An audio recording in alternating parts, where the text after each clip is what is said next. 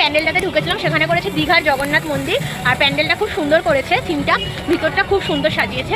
তারপরে ওইটা দেখে আমরা আরেকটা প্যান্ডেলে ঢুকেছিলাম, সেখানেও থিমটা ভালো লাগছে, সেখানে ঠাকুরটা খুব সুন্দর হয়েছে। তো চলে এরপর দেখা যাক আর কোন প্যান্ডেলেতে যাই।